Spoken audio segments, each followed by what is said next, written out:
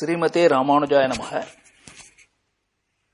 சின்னியம்மாள் வார்த்தை, சின்னியம்மாள் ரகசியம், பாகம் 3, பகுதி 3, கடைசி பகுதி. நேற்றைக்கு நாம் சின்னியம்மாள் வார்த்தையிலே 2வது வார்த்தை தொடங்கி 12வது வார்த்தை, அதாவது கேள்விகள். 1ஆம் வானமாமலை பொன்னடிக்கால் ஜீயர் சுவாமி சிறிதாக கேள்விகளை கேட்க அதற்கு அழகாக பதில்களை சொன்னார் சின்னியம்மாள். அதை அனுபவித்துக் கொண்டு வந்தோம். இன்றைக்கு தொடர்ந்து 13வது கேள்வி. அது என்ன கேள்வி கேட்கிறார், என்ன பதில் சொல்றார் அப்படின்னு பார்ப்போம். அதோடு சேர்த்து கடைசியில சாரார்த்தமா என்ன சொன்னார்னு பார்ப்போம். 13வது கேள்வி 14வது கேள்வி சேர்த்து பார்ப்போமா? தகப்பனார் ஆரென்ன, தெய்வ நாயகன் என்ன, தாயார் ஆரென்ன, சீவர மங்கை என்ன. 2 சேர்த்து சொல்றார். உன்னுடைய அப்பா அம்மா யார் அப்படின்னு கேட்டா தோதாத்ரி அப்படின்னு வானமாமலை, வான மாமலை, அதுதான் தோதாத்ரி. அங்க இருக்கக்கூடிய பெருமாளுக்கு தெய்வ நாயகன் அப்படின்னு பரமபதத்துல எப்படி வீற்றிருந்த திருக்கோலத்துல பெருமாள் வைகுண்டேது பரேலோகே ஸ்ரீயாசாத்தம் ஜகத்பதிஹி ஆஸ்தேர் விஷ்ணு ரச்சிந்தாத்மா பக்தைஹி பாகவதை சதான்னு உட்கார்ந்துருக்காரு இல்லையா? அப்படி ஒரு உயர்ந்த திருக்கோலத்துல தெய்வ நாயகன், எல்லாருக்கும் நாயகனாக இருக்கக்கூடியவர் பரமபதநாதன் திருக்கோலத்துல உட்கார்ந்துருக்கார் பெருமாள். தெய்வ நாயகன், அவர் தான் அப்பா அப்படின்னு சொல்றார். அவர்தான் அப்பான்னா அப்ப அடுத்து யார்? அந்த ஊருக்கு நாம வானமாமலைன்னு சொல்றோம், அது வானமாமலை இல்ல, ஊர் பேரு திருச்சீவர மங்கள நகர். திருச்சிரீவர மங்கள நகர் அப்படின்னு தாயார் பேரை வச்சுதான் அந்த ஊருக்கே, இந்த ஊருக்கு பேரே திருச்சிரீவர மங்கள நகர்னு பேர். ஆழ்வார் 5ஆம் பத்து 7ஆம் திருவாய்மொழியிலே சரணாகதி அனுஷ்டித்த முதல் திவ்ய தேசம் இங்கதான். இந்த பெருமாள் இடத்துலதான் நம்மாழ்வார் முதல் சரணாகதி ஆக்கிஞ்சன்யத்தை வெளியிடுகிறார். தன்னிடத்துல கொடுப்பதற்கு நல்லது எதுவும் இல்லை, கர்மயோகமோ ஞான யோகமோ பக்தி யோகமோ கிடையாது என்று அறிவிக்கிற அழகான பாசுரங்கள். அங்க இருக்கக்கூடிய அந்த மூலவர் பெருமாள் தான் தெய்வ நாயகன், அவர் தான் அப்பா. யார் அம்மா? சிரீவர மங்கள மங்கை நாயகி, திருமலையிலிருந்து வந்த தாயார். அந்த தாயார் தான் எங்களுக்கு அம்மா. அப்பா அம்மா எல்லாருக்குமே அப்பா அம்மா யார்? உலகத்துக்கே பிதான்னா, எல்லாருக்கும் சர்வ ஜகத்துக்கும் பிதான்னா ஸ்ரீமன் நாராயணன், எல்லாருக்கும் மாதா யார்னு கேட்டா மகாலட்சுமி தாயார் தானே. அப்ப இவளுக்கு திவ்யதேசம், ஆச்சாரியனுடைய திவ்யதேசத்து பெருமாள்கள், அவர்களே சொல்லுகிறாள் தெய்வநாயகன் சீவரமங்கை. நோற்ற நோன்பிலேன் நுண் அறிவிலேன் ஆகிலும் உன்னை விட்டொன்றும் ஆற்றகிற்கின்றிலேன் அரவினனை எம்மானே சேற்று தாமரை சென்னலூடுமலர் சிறீவர மங்கள நகர் வீட்டிருந்த எந்தாய் உனக்கு மிகையல்லேன் அங்கே என்று நோற்ற நோன்பிலேன் நுண் அறிவிலேன், கர்மயோகமில்லை ஞான யோகமில்லை, அப்ப என்னை விட்டு போயிட வேண்டியதான, ஆகிலும் உன்னை விட்டொன்றும் ஆற்றகிற்கின்றிலேன் என்று அரவின் அணை அம்மானே என்று அங்க இருக்க தெய்வநாயக பெருமாளை பாடுகிறார். அந்த தாயார சிறீவர மங்கள நகர் அப்படின்னு சொல்றோம். அது பாசுரம் பாடும் பொழுதே தெய்வநாயகனே அப்படின்னு சொல்லணும் இல்லையா? பெருமாளை பார்த்து தெய்வநாயகனே என்றும் ஆழ்வார் பாசுரங்களிலே அழைக்கிறார். வான மாமலையே என்று அழைக்கிறார், வான நாயகனே என்று அழைக்கிறார். அப்ப அந்த பெருமாளைத்தான் இந்த இடத்திலே தெய்வநாயகன் என்று கொண்டாடுகிறார். சரி, அம்மா யார்? சிறீவர மங்கை தாயார், அவங்க தானே தாய், அதனால அவரையே கொண்டாடுகிறார் அப்படிங்கிறத பார்த்தோம். மேலே அடுத்த கேள்வி என்ன என்பதை பார்ப்போம். அடுத்த கேள்வி, புக்க இடம் எவ்விடம், புக்கவிடம் எவ்விடம் ஏதென்ன. எந்த இடம்? புகுந்த இடம். ஒரு பெண்ணுன்னு இருந்தா பிறந்த இடம் புக்கிடம்னு சொல்லுவோம் இல்லையா? எந்த இடம்? புகுந்த இடம். நாம பிறந்த இடம் தாய் தந்தையர் இடத்துல பிறந்தோம். புகுந்த இடம் எது தெரியுமா? ஞான ஜென்மம். ஞான ஜென்மம் தான் புகுந்த இடம். யார் ஞான ஜென்மம் கொடுக்கிறது? ஆச்சாரியன். அப்போ ஆச்சாரியன் இருக்கக்கூடிய இடம் தான் புகுந்த விடம்னு வச்சுக்கணும். நாம எங்க வேணாலும் பிறந்திருக்கலாம். நம்முடைய ஆச்சாரியன் ஸ்ரீரங்கத்துல இருக்காருன்னா நம்முடைய புக்கிடம் எதுன்னு கேட்டா ஸ்ரீரங்கம்னு சொல்லணும். ஸ்ரீபெரும்புதூர்ல ஆச்சாரியன் இருந்தா ஸ்ரீபெரும்புதூர்னு சொல்லணும். இப்ப யார சொல்றாங்க பாருங்க, வானமாமலை அப்படின்னே சொல்றார். வானமாமலை என்ன, என்னுடைய புக்க இடமா வானமாமலை. ஆழ்வார் பாசுரத்துல பாடும்போதே ஏனமாய் நிலம் கீண்ட என் அப்பனே கண்ணா என்னும் என்னை ஆளுடை வானநாயகனே மணிமாணிக்கச் சுடரே தேனமாம் பொழில் தன் சிறீவர மங்களத்தல கைதொட உரை வான மாமலையே அடியேன் தொட வந்துருளாயே என்று அந்த திவ்ய கஷேத்திரத்துக்கே வானமாமலை அப்படின்னு பேர் இல்லையா, அதுதான் என்னுடைய புக்கவிடம், கல்யாணம் பண்ணிக்கிட்டு போன இடம். அப்ப நீங்க அடுத்த கேள்வி தெரிஞ்சு போச்சு. 16வது கேள்வி, பர்த்தா யார் என்ன? யார் சுவாமி பர்த்தா? பர்த்தான்னு சொன்னா பரிக்கிறவன், தாங்குகிறவனுக்கு தான் பர்த்தான்னு பேர். யார் நம்மை தாங்குகிறார்களோ பரிக்கிறார்களோ அவர்களுக்கு தானே பர்த்தான்னு பேர். பர்த்தா பாரியான்னா பர்த்தா யார்? அந்த பெண்ணை பார்த்து கேட்கிறார், பர்த்தா யார் அப்படின்னா ஆச்சாரியனை பார்த்து தானே பேசுறாங்க, அவரையே பார்த்து சொல்றாங்க வரமங்கை முனிவர். இந்த வரமங்கை அப்படிங்கறது ஊர் பேரு, சிறீவரமங்கை, சீவரமங்கை, வரமங்கை தாயார்னு பேர். அந்த வரமங்கை முனிவர் அப்படின்னா வரமங்கைன்றதான் ஊர் பேரே. அந்த வரமங்கையில இருக்கக்கூடிய முனிவர் யாரு? பொன்னடிக்கால் ஜீயர் தான். அவரையே பார்த்து சொல்றார், நீர் தான் எனக்கு பர்த்தா. யார் தெரியுமா? நீர் தான் பர்த்தா. சுவாமி, யாரோ ஒரு சன்னியாசி அவரை போய் பர்த்தான்னு சொல்லலாமா அப்படின்னு கேள்வி கேட்டால் இனிமே எல்லாம் ஆச்சாரிய சம்பந்தத்தை இட்டுதான் பதில். ஏன்? ஆச்சாரியன் சிச்சன் ஆருயிரை பேணுமவன்.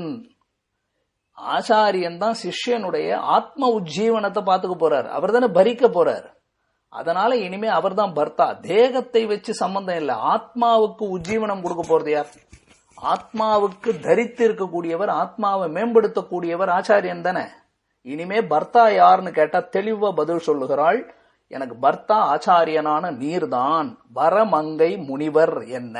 வரமங்கை முனிவர்னா பொன்னடிக்கால் ஜீயர் சுவாமி, வானமாமலை ஜீயர் சுவாமியே சொல்லுகிறாள். சரி, அடுத்தது மாமனார் யார் என்ன? இதுதான் ரொம்ப அழகான கேள்வி. மாமனார், மாமனார் யார்? உனக்கு மாப்பிள்ள உன் புருஷன் யாருன்னு கேட்டவுடனே பதில் சொல்லிட்டார்.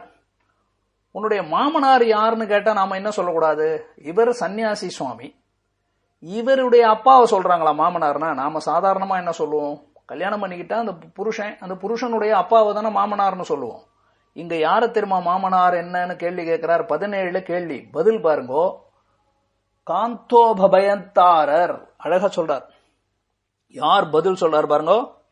காந்தோபயந்ததா, காந்தோபயந்ததா அப்படி வச்சுக்கோங்க. காந்தோபயந்ததா, காந்த உபயந்ததா, காந்தோபயந்ததா அப்படின்னா வேற யாரும் இல்ல, என்னுடைய ஆச்சாரியனுக்கு ஆச்சாரியன். இனிமே சம்பந்த ஞானம் எப்படி இருக்கும்னா, மாமனார் யாருன்னு கேட்டா அப்பா அம்மான்னு வச்சுக்க கூடாது. அவருக்கு ஒரு அம்மா அப்பா இருப்பார்ல, யார் அப்பான்னா அவருக்கு அந்த ஆச்சாரியன் தானே சிஷ்யனா, அவருக்கு ஆச்சாரியனா இருக்கார். அப்ப வானமாமலை ஜீயர் வரமங்கை முனிவருக்கு ஆச்சாரியன், அப்பா இல்ல ஆச்சாரியன்.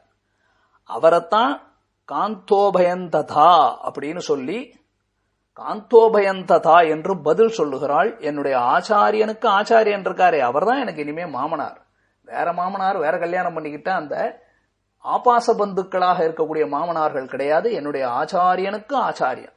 ஏன்னா அந்த ஆச்சாரியன் என்ன பண்ணுவார்? உபதேசம் பண்ணும் போது மாணிக்க மாலையில பெரியவாச்சான் பிள்ளை சொல்றார், உபதேசம் பண்ணும் பொழுதும், இது முமுட்சுப்படியில கூட பாக்கிறோம், உபதேசம் பண்ணும் போது ஆச்சாரியன் தான் உபதேசம் பண்றேன்னு நினைக்க கூடாதான். தன்னுடைய ஆச்சாரியனுடைய திருவடி நிலையில இருந்து அவர்தான் உபதேசம், என்னை கருவியாக வைத்து உபதேசம் பண்ணுகிறார்னு நினைக்கணும். வந்திருக்கிறவன தனக்கு சிஷ்யன்னு நினைக்க கூடாதான், தன்னுடைய ஆச்சாரியனுக்கு சிஷ்யன்னு நினைக்கணும். அப்படின்னு இந்த உயர்ந்த சம்பிரதாயம் தான் இந்த ஸ்ரீ வைஷ்ணவ சம்பிரதாயம்.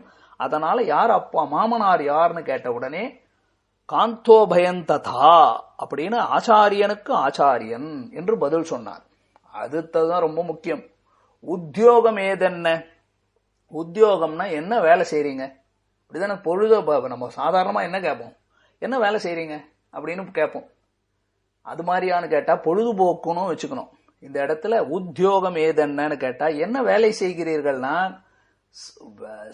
காசு சம்பாதிக்கிறதுக்காக செய்யற வேலையை சொல்லலைங்க.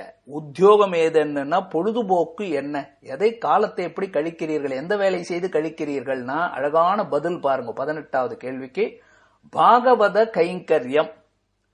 எனக்கு எது தெரியுமா உத்தியோகம்?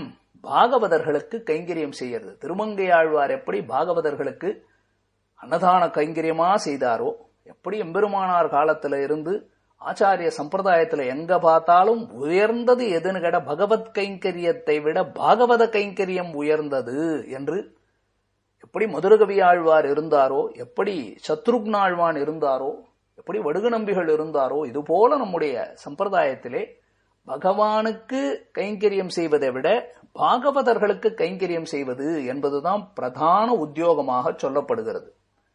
சரி, ஒரு வேலை செஞ்சா நம்ம சம்பளத்துக்கு தானே வேலை செய்வோம். இப்ப நீர் இதை போய் செய்றீரே, இத உத்தியோகம் பொழுதுபோக்கா செய்றீரே, இதனால என்ன பிரயோஜனம்? அடுத்த கேள்வி கேட்கிறார் 19வது. அத்தால் பிரயோஜனம் ஏதென்ன? அதனால என்ன பிரயோஜனம்? பாகவத கைங்கரியம் பண்ணிட்டு இருக்கே, அதுல என்ன பிரயோஜனம்னு கேட்டார். அதுவே பிரயோஜனம் என்ன? அதுதான் பதில். நாம ஒரு இடத்துல போய் வேலை செய்யறோம்னா இதை செஞ்சா இவ்வளவு கூலி கிடைக்குமான்னு வேலை செய்யறோம். இது கூலி கிடைக்கிறதுக்கு செய்யறதா? இதுதான் பிரயோஜனம். பரம புருஷார்த்தம் எது? பரம புருஷார்த்தம்னு சொன்னா அந்தமில் பேரின்பத்து அடியரோடு இருந்தமைன்னு தானே இருக்கிறது. அப்ப அடியார்க்கடியார்க்கடியார்னு பாகவத சேஷத்துவம்னு வார்த்தையில இருக்கக்கூடாது. தொண்டு செய்யணும் இல்ல, அந்த கைங்கரியம் தான் பிரயோஜனம். அப்ப பரம புருஷார்த்தம் எதுன்னு கேட்டா பகவத் கைங்கரியத்தை விட பாகவத கைங்கரியம். ராமானுசன் உற்றந்தாதி போற பாசுரங்கள்ல பாக்குறோம் இல்லையா? அதத்தான் அதுவே பிரயோஜனம், சுயம் பிரயோஜனம். பாகவதர்களுக்கு கைங்கரியம் செய்யறதுக்காகவே செய்யணுமே தவிர பாகவதர்களுக்கு கைங்கரியம் பண்ண அதனால பகவான் உகந்து எனக்கு இது கொடுப்பார் அது கொடுப்பார்னு எதிர்பார்ப்பெல்லாம் கிடையாது. அதுவே பிரயோஜனம் என்ன?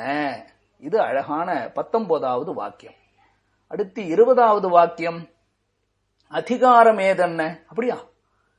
அதிகாரம், அதிகிருத்தா அதிகாரம்னு சொல்வார்கள். யாரெல்லாம் இதுக்கு அதிகாரிகள் அப்படின்னு கேட்கிறேன் இல்லையா? யார் அதிகாரிகள்? எது அதிகாரம் அப்படின்னு கேள்வி கேட்கிறோம். ஆழ்வார்கள் பாசுரத்துக்கோ பாகவத கைங்கரியத்துக்கோ இன்னார் இணையார்னு அதிகாரம் நிறைக்க போறது இல்ல. அதுதான் சொல்றார். சர்வ அதிகாரம் என்ன? எல்லாருக்கும் அதிகாரம். பாகவத கைங்கரியம் பண்றதுக்கோ நாங்க செய்யறத நீங்க செய்யணுமா? ஒரு இடத்துல வேலை கிடைக்கணும்னா என்ன வேணும்னு கேட்டார். எல்லாரும் வந்து கைங்கரியம் பண்ணுங்க. ஆச்சாரிய சமாசிரயம் இருந்தா போதும். இருந்தா அவங்களுக்குன்னு இருக்கு இல்லையா? பெரியாழ்வார் கூப்பிட்டாரு இல்லையா? வந்து மண்ணும் மனமும் கொண்மின் அப்படின்னு கூப்பிடுறாரு. அப்ப சர்வருக்கும் அதிகாரம், எல்லாருக்கும் அதிகாரம் இருக்கு. வாங்கோ, அதிகாரம் ஏதென்ன அப்படின்னா இன்னார் இணையார்னு இல்லை, எல்லாரும் வந்து கைங்கரியம் பண்ணலாம் அப்படின்னு சொல்ல. சரி, நீங்கெல்லாம் வாழ்க்கையில உங்களுக்கு என்ன நிஷ்டை? எல்லாரும் ஒரு டிசிப்ளின் அப்படின்னு ஒரு கட்டுப்பாடு இருக்கும் இல்ல? உங்களுடைய கட்டுப்பாடு என்னன்னு கேட்கிறாரு அந்த பெண்ணை பார்த்து. நிஷ்டை ஏதென்ன?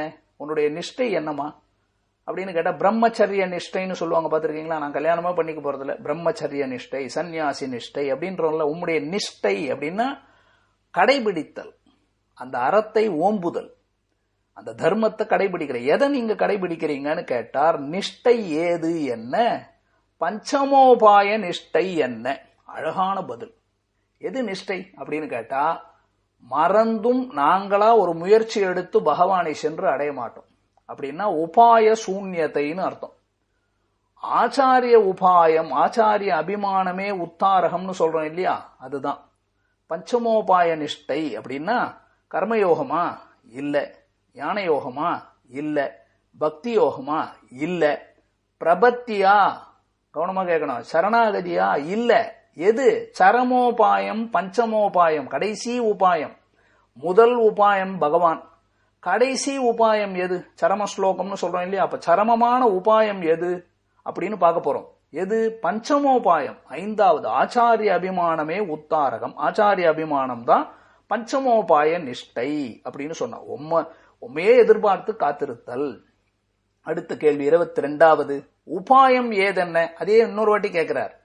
இல்லம்மா, நீ ஏதோ பஞ்சமோபாயம்னு சொன்னியே, அதுக்கு மேல உபாயம் ஏதாவது பண்றதா இருக்கியான்னு கேள்வி கேட்கிறார். உபாயம்னா உபய தீதி உபாயகா அப்படின்னா பலத்துக்கு அருகில கொண்டு போய் சேர்க்கக்கூடியது. எது உபாயம்? நீங்க பகவான் அடையணும்னு ஆசையா?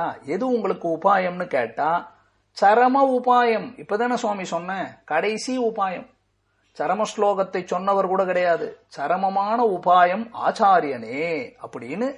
சரம உபாயம்னா ஸ்ரீவச்சன பூஷணத்துல அழகா சொல்லி முடிக்கிறார்.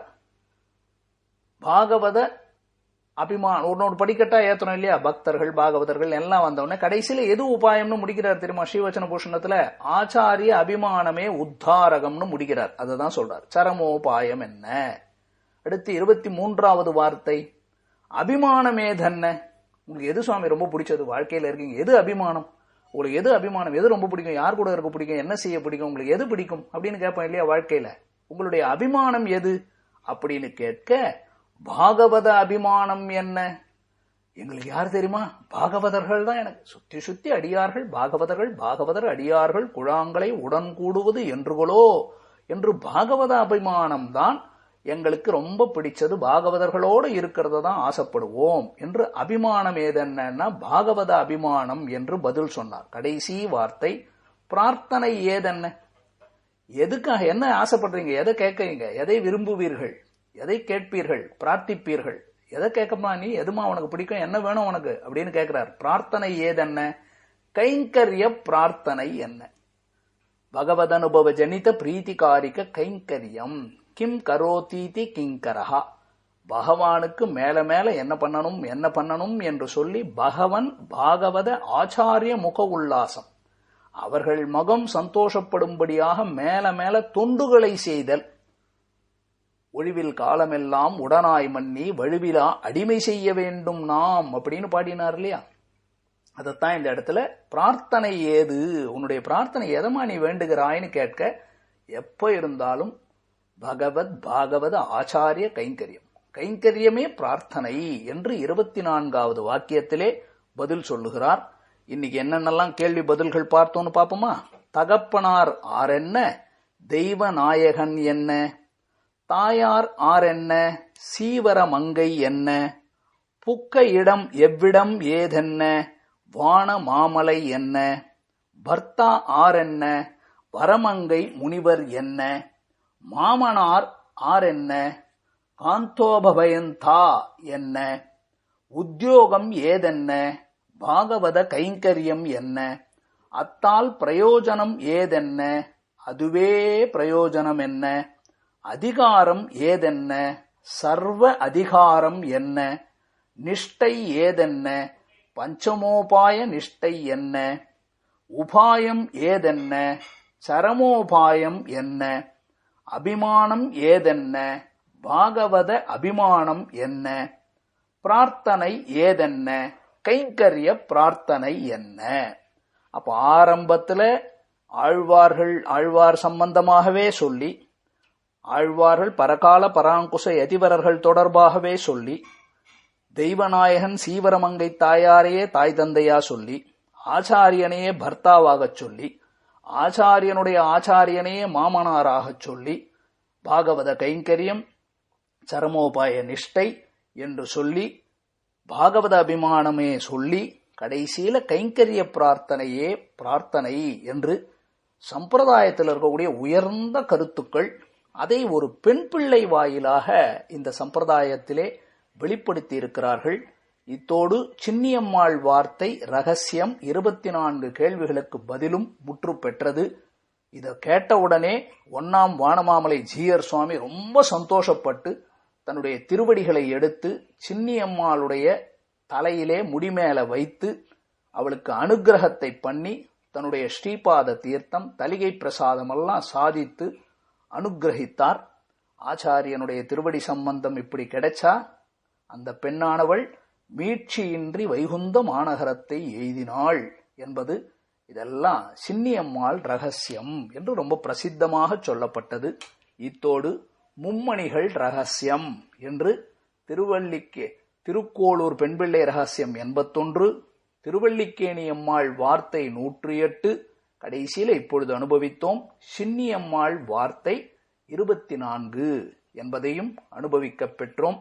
ஸ்ரீமதே ரம்யஜா மாத்ரு முனீந்திராய மகாத்மனே ஸ்ரீரங்க வாசினே பூயாத் நித்யஸ்ரீர் நித்தியமங்கலம் என்று சொல்லி, அடியேனை இந்த பணி இவ்வளவு தூரம் இந்த விஷயங்களை ஓரளவுக்கு ஏதோ தப்போ தகராறோ சொல்லி இருந்தாலும் இதை சொல்வதற்கு காரணமாக இருந்தவர் அடியனுடைய ஞான குருவான பூஜ்ய ஸ்ரீ வேலுக்குடி ஸ்ரீ உவே கிருஷ்ணன் சுவாமிகள். அவருடைய திருவடி தாமரைகளுக்கு அடியனுடைய அனந்த கோடி தண்ட பிரணாமங்களை தெரிவித்துக் கொண்டு, அடியோமோடும் நின்னோடும் பிரிவின்றி 1000 பல்லாண்டு என்று சொல்லி இத்தோடு மும்மணிகள் வார்த்தை என்ற இந்த தொடர் நிறைவுறுகிறது. ஆழ்வார் திருவடிகளே சரணம், எம்பெருமானார் திருவடிகளே சரணம், ஜீயர் திருவடிகளே சரணம்.